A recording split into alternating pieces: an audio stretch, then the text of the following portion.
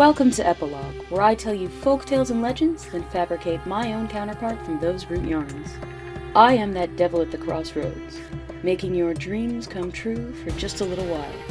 But you can call me Izzie Cava.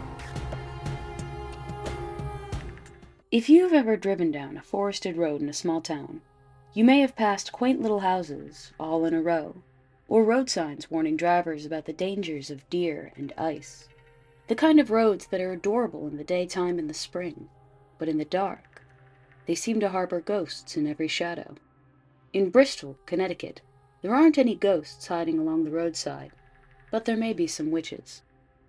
On what is known today as Witches' Rock Road, there's a cluster of rocks by the side of the road that are believed to have been cursed by a coven of vengeful witches. The majority of the hysteria surrounding this spot occurred between 1800 and 1810, a little over 100 years after the witch trials in Salem put 14 innocent women to death. Being a largely puritanical state, Connecticut was also subjected to its own paranoia surrounding witchcraft. Even so, that particular rock formation was the site of many unexplainable happenings. Some were relatively minor. A man named Elijah Gaylord was said to have been hexed by a witch, so that every time his cart passed the rock, the harness would fall off his oxen, and they would not stop walking until they reached the end of that road, heedless of Elijah's protests. Other occurrences were stranger. Marilla Truman was a young woman who lived nearby the rock and had an aunt who was believed to have been a witch. The story goes that Marilla was afflicted with invisible pins pricking her all over, and Marilla's father, Truman Norton, didn't know how to save her. He called their neighbor, Seth Stiles, who somehow had the ability to see the pins, so he removed them and cast them into the fireplace. The next day, Marilla's aunt was found burnt to a crisp. Another version of the tale is that Marilla's aunt enchanted the girl and rode her like a horse to Albany, then forced Marilla to watch her coven perform satanic rituals. And that story ends after Marilla underwent an exorcism, and her aunt was never heard from again. But the strangest case is tied to a man named King, who went to Bristol to study ministry.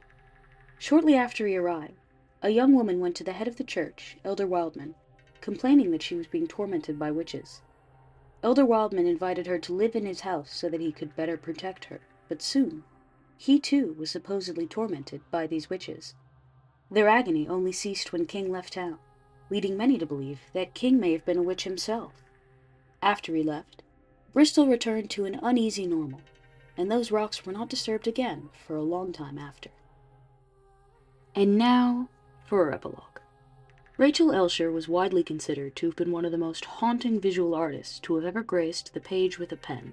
Her art has been featured in galleries, cult classic films, and beloved graphic novels, and her impressive, decades-long career has been laced with a fair amount of awards recognition. Her most popular collection is a series of illustrations she did for a set of reprinted Gothic horror novels. Her images of such beasts as Frankenstein's monster, Count Dracula, The Invisible Man, Dr. Jekyll, and Dorian Gray were so captivating that her first editions of those works were last sold at auction for $15,000. She's remembered for being quiet and introspective, a thoughtful woman who always had a kind word for her students, peers, collaborators, and even critics, though there were few. Rachel Elsher passed away peacefully in 2016 in her New Hampshire home. Her daughter donated much of her previously unpublished work to various museums and charities up and down the East Coast. But Rachel made her daughter promise that she would never show her illustrations of the Witch's Rock to anyone. Until now. Rachel was born and raised in Bristol, Connecticut, and she'd lived on nearby Old Orchard Road, meaning that she passed the rock twice a day, to and from the bus stop, and then again on the walks she took every evening. That was a habit she'd picked up as a teenager and carried with her throughout her life. She would take a sketchbook and walk around her neighborhood, stopping occasionally to doodle if she saw something interesting. And in an interview she called this practice a kind of meditation. On one such stroll she took on a chilly October evening in 1982. She was 16 years old, when a fog rolled in that was a delight to this budding artist with a fascination for the macabre. It was an evening like every other, but as she approached the rock, the mist rose, and suddenly she didn't feel she was walking alone anymore. At first they were little more than shadows, a trick of the distant streetlight, but the closer she got, the clearer she could see the women dancing around the rock. They moved in jerking motions that followed some unholy rhythm, and their faces were made grotesque by the force in which they screamed the words that Rachel could not hear. Though Rachel was afraid, she was curious too. But just when she was close enough to touch them, the wind shifted and the witches vanished. The moon shone brightly, and for the first time in all her years in Bristol, she saw silvery sigils on the rock. They seemed to have been carved hundreds of years ago, but were just now catching the moonlight in such a way as to be visible. Rachel stepped up to the rock to get a closer look, when something crunched beneath her feet. It looked like an old beer bottle, but the color of the glass was unlike any beer she could think of. It was then that the air shifted, and she couldn't say why, but something was terribly wrong. A man laughed in her ear, but when she turned, she was all alone. The symbols had begun fading when the glass broke, but she was able to capture a rough sketch of them before hurrying home. On her way to the bus stop the next morning, she saw that the rock was unmarked, but there was shattered glass and rusty nails all around its base. Again, she assumed it was just roadside litter and went about her day. Rachel had the feeling that she was being followed, but when she looked around, no one was paying attention to her. No one at all. She heard that laugh again, right in her ear, always when she stopped focusing on the world and was on the verge of daydreaming. She also experienced the sensation of being pricked throughout the day. At first it was like goosebumps, then sharper, like she'd sat on a pin or the tag of her clothes was cutting her the wrong way. Then the pain deepened and worsened without leaving a mark or tearing her flesh. On her way home that very same day, the zippers on her backpack burst as she passed the Witch's Rock, spilling her supplies everywhere.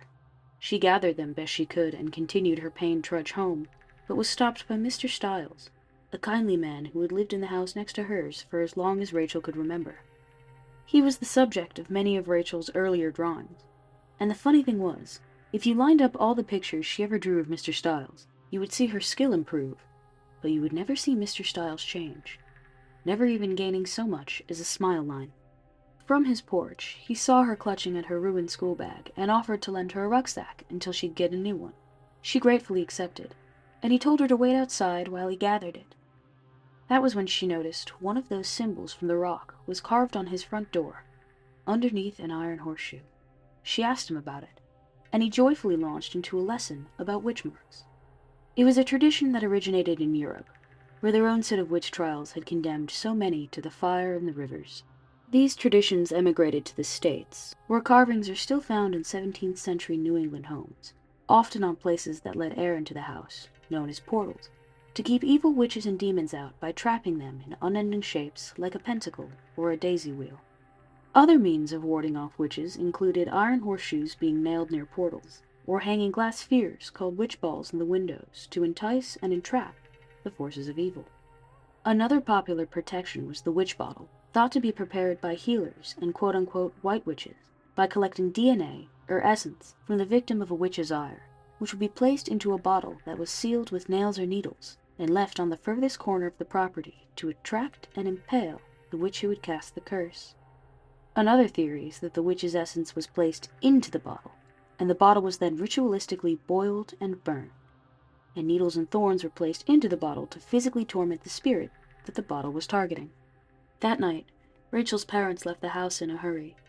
A distant cousin had gone missing from a care facility in Massachusetts, so they asked Mr. Stiles to look in on Rachel while they were away. He left her alone for a few hours, seeing her sketch and draw in the lighted window of her bedroom. He would occasionally peer at her through the hagstone, but he saw nothing, so he went about his night, until he looked up at her, and she was gone from the window. But it was not empty. Mr. Stiles hadn't seen him for nearly 200 years, but for both of them, it was like not a moment had passed. Except King was different now. No one could mistake him for a holy man. His features were too sharp, his smile too wide, his flesh too gray, and his laugh. That awful sound could come from no hallowed source. Mr. Stiles ran into Rachel's house and found her convulsing on the floor, screaming and clutching torn sketchbook pages to her chest. King was in each of them. In some of them he was only a smudge, but in others, she'd captured every wretched detail of that dread warlock's face. But Rachel was a bright girl. She'd started drawing the witch's marks on the edges of the paper, leaving King's image unfinished on those pages. Lacking in an open hearth, Mr. Stiles ran to the backyard with a gallon of gasoline and lit the Elsher's charcoal grill. Then he started removing each of the needles that only he could see through the hagstone. He worked as carefully and as quickly as he could, burning them all up on the open flame. As it was happening, Rachel could have sworn she heard a distant scream from far away that echoed after her own had faded, like the sound of a woman in terrible agony.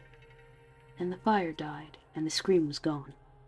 Mr. Stiles took a Sharpie from Rachel's desk and drew the witch marks up and down her arms, then told her to follow him to the Witch's Rock. The last thing he took was a lump of chalk from a neighbor's driveway. On their way to the rock, he told her that there had been a coven of witches in Bristol, but they were not seeking to punish the town. They were trying to protect it, to expel King, an evil warlock direct from hell, who was bent on tormenting the souls of those who had unwittingly summoned him with their violence. The coven bound him to the rock and hexed his allies, like his friend Elijah Gaylord and his lover, Marilla Truman. The witches had been successful in casting their protection spell, and the spell had remained unbroken until Rachel had shattered the witch's bottle they'd used to bind him. The mist had risen since the needles had burned. Mr. Stiles lent Rachel the hagstone so she could see that horrible shadow, that figure of King, perched atop the rock, laughing at them. Then Mr. Stiles gave her a lump of chalk and commanded Rachel to redraw the sigils as she had seen them the night before, the same symbols scrawled up her arms. As Rachel worked, a pain unlike any other ripped through her body as King fought her for every stroke of the chalk. But Mr. Stiles was every bit as formidable, summoning a light that Rachel would never be able to recall the source of, and casting it through spheres of colored glass that were somehow all around the rock.